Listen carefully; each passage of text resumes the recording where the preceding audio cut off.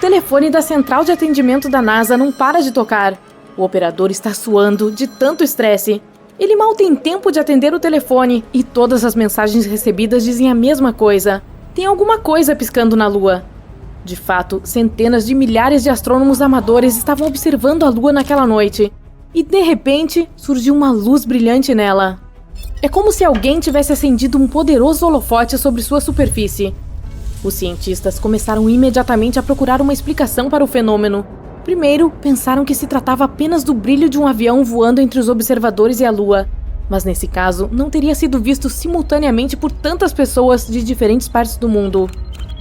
Outra suspeita era os satélites Starlink. Teoricamente, um deles poderia ter pregado uma peça nos astrônomos amadores. Eles poderiam ter pensado que a pequena luz do satélite era um flash de luz na Lua. Porém, mais uma vez, se tal satélite fosse o culpado, a luz não estaria estática, ela estaria se mexendo.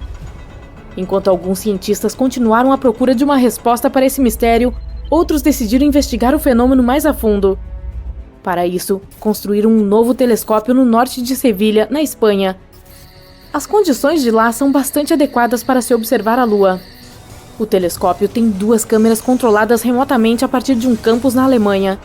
Se ambas as câmeras captarem qualquer fenômeno diferente sobre a superfície lunar, o telescópio será aproximado rapidamente dela para descobrir o que está acontecendo. Será necessária uma inteligência artificial avançada para fazer com que as câmeras consigam distinguir entre o fenômeno inexplicado na Lua e a luz de um avião, de um satélite ou de um pequeno meteorito que possa entrar na atmosfera terrestre. Enquanto o telescópio está fazendo sua investigação, nós já temos uma teoria que pode explicar o surgimento desses flashes brilhantes e redondos sobre a superfície lunar. Vamos lá! A Lua influencia as marés dos mares e oceanos da Terra com sua força gravitacional. Mas a Terra pode afetar a Lua da mesma forma. Só que essa força será 32 vezes e meia mais forte. Enquanto a Lua orbita a Terra, em determinado ponto, ela pode ficar muito próxima do nosso planeta. Então, a força dessa interação ficará maior. A essa altura, as forças das marés podem fazer com que algumas fissuras na superfície da Lua se abram, liberando gás de seu interior. Um poderoso jato de gás levantará a poeira lunar consigo, e o que vemos como um flash brilhante com nossos telescópios é realmente apenas uma névoa de poeira que é redonda e também reflete a luz do Sol. Se for observada de uma certa distância, parece mesmo um flash. Quando a poeira sobe, achamos que está acontecendo uma pequena explosão, e esse flash vai sumindo aos poucos à medida que a poeira assenta. Essas coisas acontecem o tempo todo sobre a superfície lunar. Elas são chamadas de fenômenos lunares transitórios, e além de flashes lunares, muitas outras coisas místicas e bizarras já aconteceram lá. Lá atrás, no ano de 1178, 5 monges afirmaram ter visto a Lua, com o formato de um chifre, começar a se dividir em 2. Naquele momento, fogo e faíscas começaram a sair da rachadura.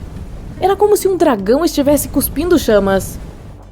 Em seguida, a Lua começou a pulsar, e depois voltou ao seu estado natural. Esse fenômeno se repetiu mais de 10 vezes, e as chamas tinham formatos diferentes a cada vez. Quando o pesadelo acabou, a Lua ficou preta. Só no século XX é que os cientistas tentaram explicar o fenômeno.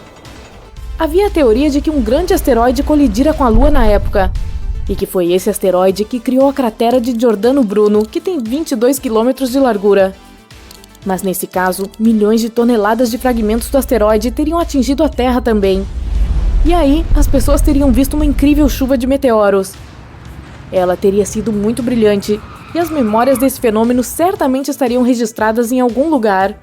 Mas isso não aconteceu.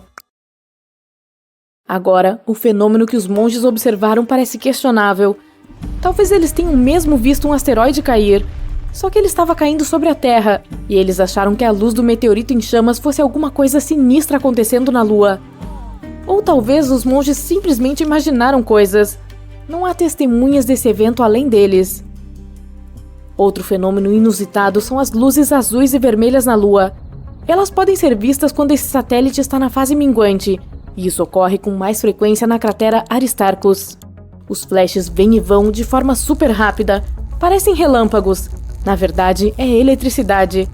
As forças da maré são responsáveis por isso também. Elas fazem um estresse mecânico se acumular nas rochas, Isso pode produzir um campo elétrico que cria os flashes azuis que deixaram muitos astrônomos amadores boquiabertos. Pode haver também explosões estelares na Lua. Elas são causadas por meteoritos que caem sobre a superfície. A Lua não tem atmosfera, então os asteroides que se aproximam dela não se incendeiam. Por terem muito peso e velocidade, eles causam uma explosão no impacto. E aqui da Terra, vemos isso como uma explosão estelar.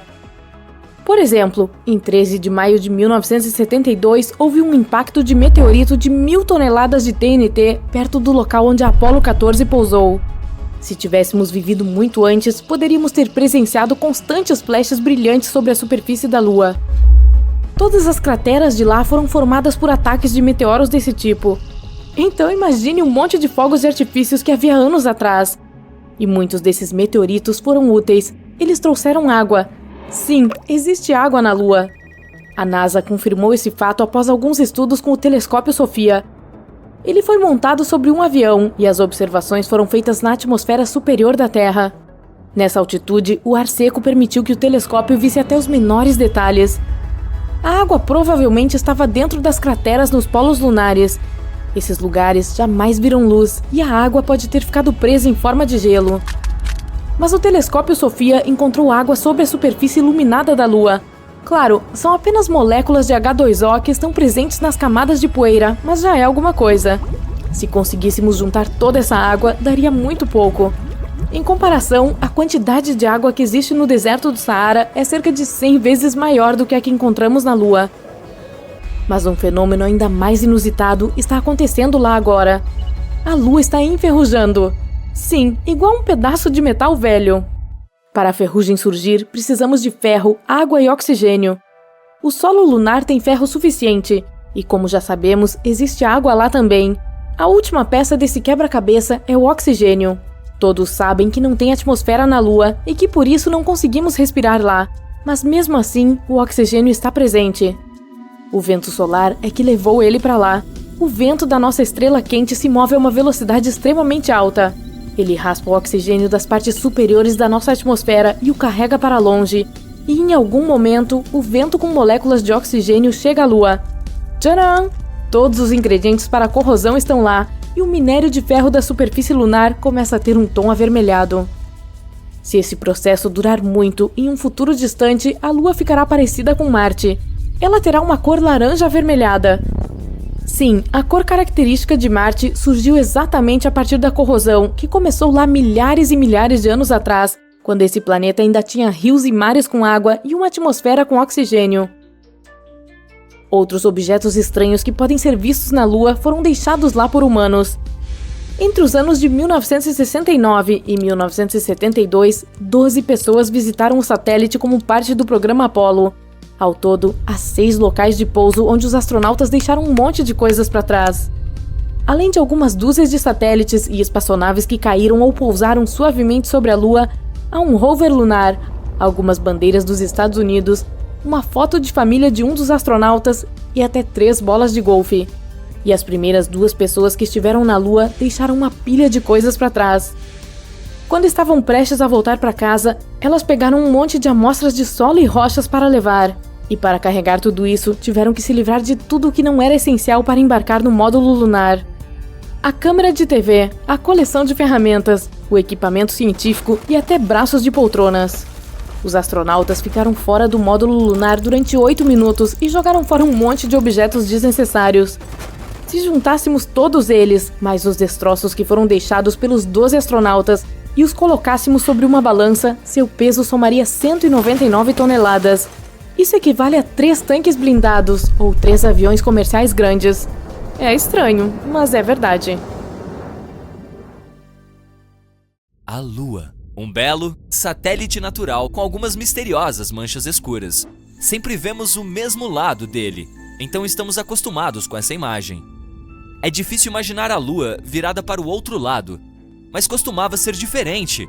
Oh, oh, oh, costumava ser tão diferente.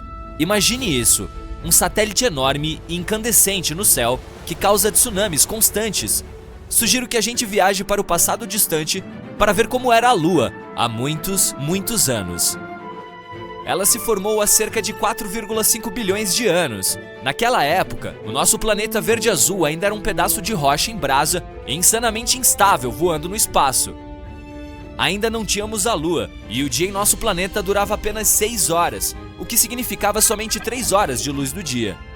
Vulcões entravam em erupção por todo lugar, liberando gás venenoso no ar, e um monte de meteoritos colidia regularmente com o planeta.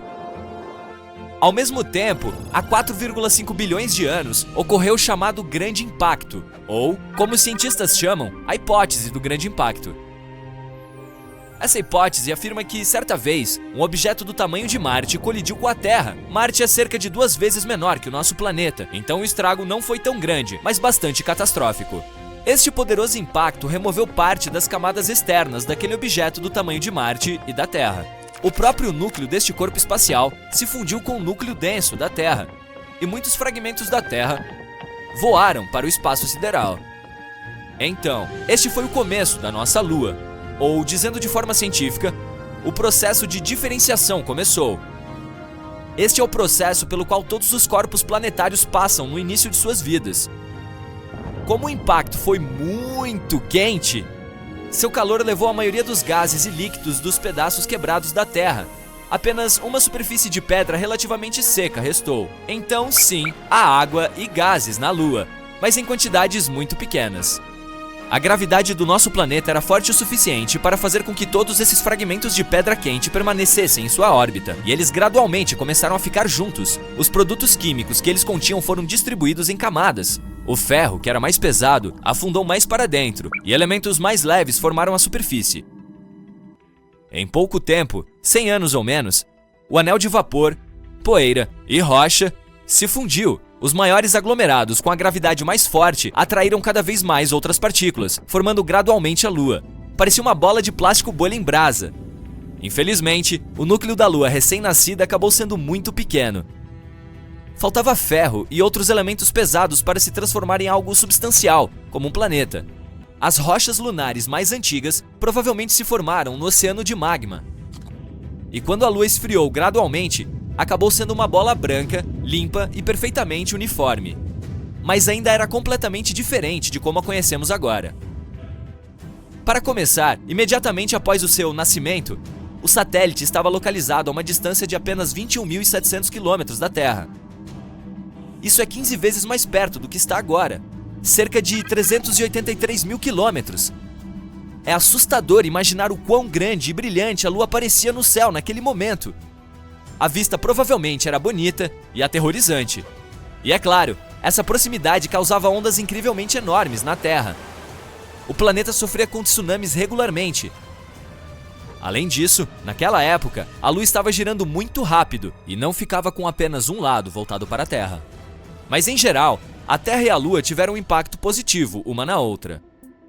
Por exemplo, foi a Lua que fez nosso dia durar 24 horas. Agora, o eixo da Terra está inclinado a 23,5 graus do plano de sua órbita ao redor do Sol. Sem a Lua, a Terra girava rapidamente, mas graças ao satélite, a inclinação do planeta se estabilizou, o que levou a uma grande e agradável variedade de climas na Terra. Para dizer a verdade, a gravidade do nosso planeta também ajudou a Lua. Graças a ela, a Lua começou a girar cada vez mais lentamente, enquanto gradualmente se afastava de nós. Ao longo dos anos, sua órbita se afastou do nosso planeta. Ao mesmo tempo, a Lua ficou presa à Terra. Isso significa que seu período de rotação coincide com seu período orbital. Ou, em outras palavras, a Lua se move em torno de si mesma tão rápido quanto se move ao redor da Terra. É por isso que vemos apenas um lado da Lua. Quando a Lua se afastou, as marés da Terra ficaram mais calmas. Agora, a água podia fluir para os cantos mais remotos do nosso planeta. Foi então que a vida surgiu na Terra. Mas de volta à evolução da Lua em si. O que aconteceu em sua superfície após a sua formação? Os estágios seguintes do desenvolvimento da Lua foram a infância e a adolescência. E, como geralmente é o caso nessa idade, esse período foi insano. Não é de se surpreender, cerca de 4 bilhões de anos atrás, o sistema solar estava muito agitado. Durante os primeiros 600 milhões de anos de existência da Lua, grandes asteroides e cometas constantemente colidiam com ela. Agora, eles estavam incomodando não apenas nossa Terra, mas também seu satélite. Esses impactos foram os mais poderosos da história da Lua. Eles deixaram muitas crateras grandes, que mais tarde foram preenchidas com rocha escura. Então, a Terra não foi suficiente para você, hein, espaço? Uma vez, um planeta anão caiu na Lua.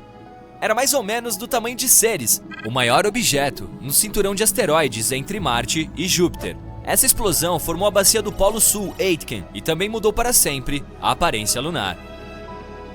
Você consegue ver aquela mancha escura na parte mais distante da Lua, bem ali, bem ao sul? Este local é chamado de Bacia do Polo Sul, Aitken. Seu diâmetro é de cerca de 2.500 quilômetros, e sim, foi formada há cerca de 4,3 bilhões de anos pelo impacto que mencionei. Este planeta trouxe consigo vários compostos químicos complexos e estranhos que os cientistas estão encontrando agora em toda a superfície distante da Lua. Esses compostos começaram a emitir muito calor, derreteram parte do manto lunar e... acordaram vulcões acidentalmente. Os vulcões começaram a entrar em erupção furiosamente. Uma enorme quantidade de magma foi distribuída sobre a superfície lunar. Muitos anos depois, esfriou, deixando para trás aquelas famosas manchas escuras com as quais estamos tão acostumados. Elas são chamadas de mares lunares. Existem muito menos crateras neles do que nas terras altas lunares. Mas nos últimos bilhões de anos, a Lua tem estado geologicamente inativa, exceto por colisões ocasionais com meteoritos. Em geral, a aparência da Lua mudou para sempre como resultado desses eventos. E após uma adolescência movimentada, ela entrou na idade adulta. Mas mesmo assim, não teve paz. Muitos meteoritos decidiram incomodá-la novamente. Honestamente, não foi tão ruim. Houve muitas colisões, mas todas foram bem pequenas. Elas apenas deixaram um monte de crateras e poços na Lua e talvez tenham danificado um pouco seu manto. Algumas das colisões aprofundaram grandes crateras já existentes. A crosta lunar estava ficando cada vez mais fina ao longo dos anos devido a todo o caos acontecendo. E agora, chamamos essa parte superior da crosta lunar, coberta de crateras, de terras altas lunares. Todas aquelas áreas brancas e brilhantes da Lua são as terras altas. Mas no final, o universo finalmente se acalmou, por enquanto pelo menos. E a Lua passou a ter a aparência que tem hoje. Há ainda muitas coisas que não sabemos sobre o satélite natural da Terra. Há momentos de sua história que os cientistas ainda não conseguem explicar com precisão. Mas eles continuam estudando nosso belo satélite. Os dados sobre a Lua são úteis para os humanos não apenas para o seu próprio bem. Eles nos dão uma imagem mais completa da história do nosso sistema solar e do espaço como um todo. Então, vamos torcer para que um dia possamos descobrir tudo o que há para saber sobre a Lua. Imagine sair da sua espaçonave e pisar na superfície da Lua. Sob seus pés, o chão é coberto com um material fino que parece pó. Isso é poeira lunar. Você olha em volta e respira ar fresco.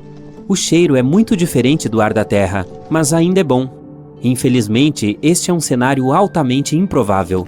E uma das razões é que a Lua quase não tem atmosfera. O satélite natural da Terra é muito pequeno, tem menos de 2% da massa do nosso planeta. É por isso que não tem um campo magnético forte o suficiente para manter uma atmosfera. Mas mesmo que a Lua tivesse uma, os ventos solares a afastariam imediatamente. Mas se você pudesse visitar a Lua 3 ou 4 bilhões de anos atrás, veria uma imagem muito diferente. Naquela época, nosso satélite provavelmente tinha uma atmosfera. Ela se formou no período em que grandes erupções vulcânicas estavam agitando o satélite. Os gases se espalharam por toda a superfície, e isso aconteceu tão rápido que eles nem tiveram tempo suficiente para escapar para o espaço. Naquela época, a superfície lunar era coberta de bacias cheias de basalto vulcânico. Imaginem, gigantescas nuvens de magma voando alto no ar, caindo no chão, formando córregos de lava. Foi assim que as bacias de basalto surgiram na superfície lunar. Em dado momento, cientistas analisaram as amostras trazidas da Lua. Eles descobriram que os córregos de lava continham não apenas monóxido de carbono e enxofre, mas também o elemento fundamental, que é a água. Graças a essas amostras, os pesquisadores conseguiram calcular a quantidade de gás que subiu e formou a atmosfera. Ela ficou mais espessa há cerca de 3,5 bilhões de anos e existiu por aproximadamente 70 milhões de anos. Depois disso, a atmosfera da Lua se perdeu no espaço. Mas o mais legal disso?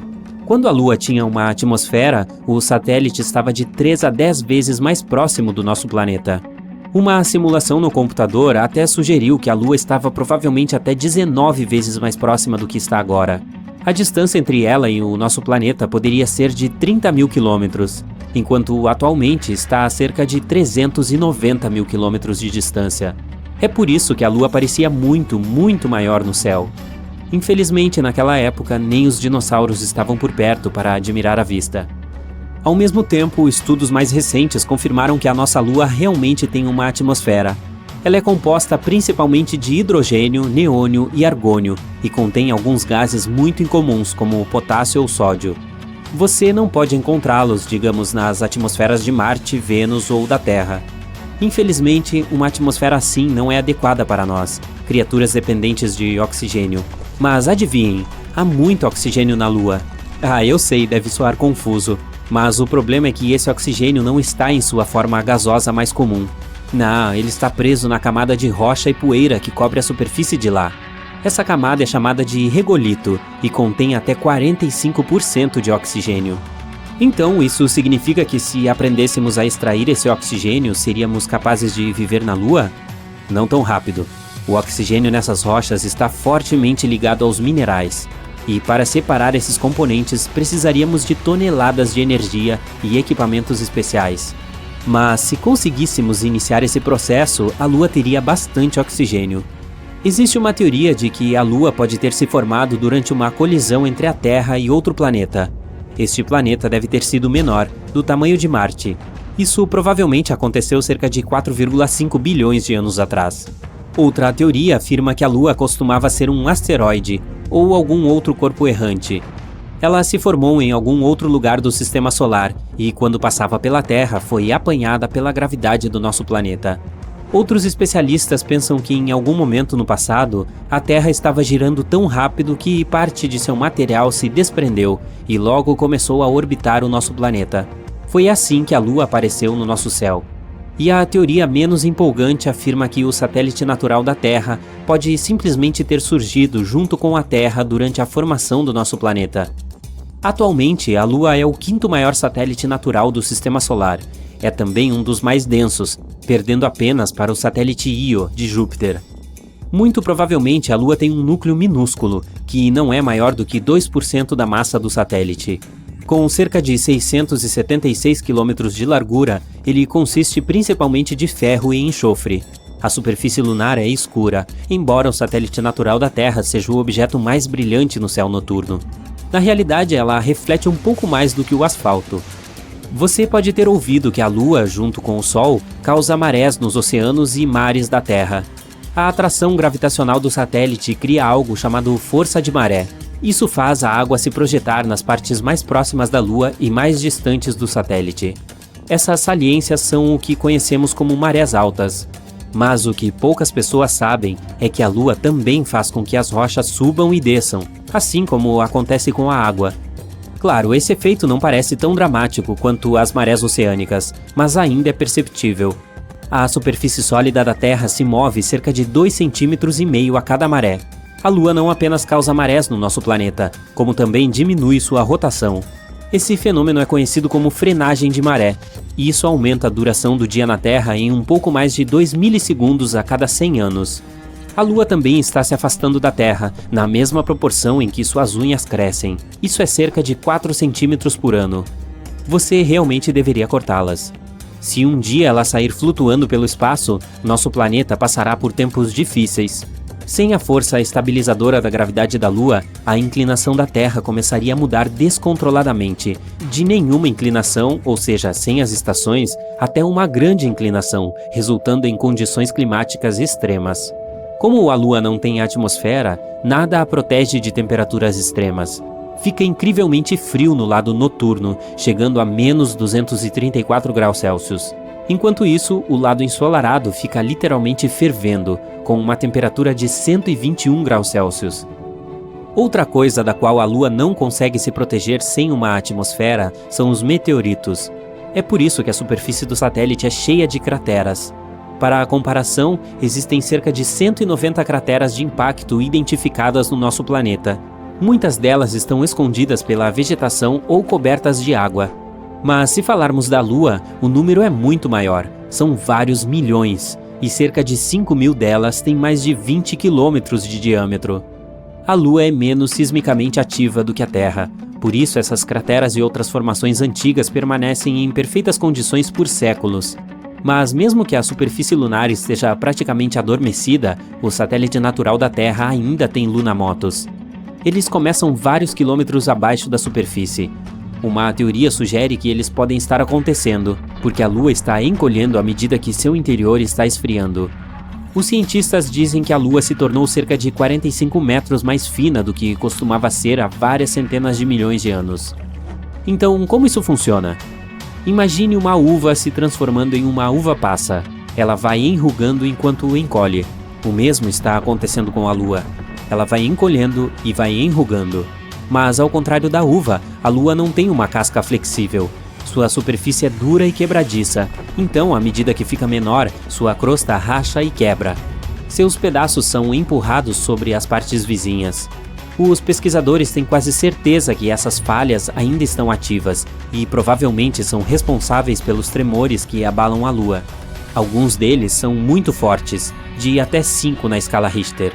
Quando olha para a Lua, você sempre vê o mesmo lado do satélite natural da Terra. Assim como o nosso planeta, ela gira em torno do seu próprio eixo, mas esta rotação dura cerca de 27 dias. Este é o mesmo tempo que a Lua precisa orbitar a Terra. Tal fenômeno é chamado de acoplamento de maré. Antes do início da exploração espacial, as pessoas nunca tinham visto a outra face da Lua. Não se sabia como era o outro lado. Enquanto o lado da Lua mais próximo de nós é principalmente de grandes planícies cobrindo bacias de impacto, o lado distante é acidentado e cheio de crateras. A crosta é mais espessa lá, com menos evidências de atividade vulcânica. A propósito, a Lua não é perfeitamente redonda ou esférica. Ela tem a forma de um ovo. Quando você está olhando para ela, uma de suas pequenas extremidades está sempre apontando para você. Sim, direto para você. Esta é a razão pela qual o centro de massa da Lua não é seu centro geométrico. Na realidade, ele fica um pouco mais de 1,5 km fora do centro, como se fosse uma bola de golfe defeituosa.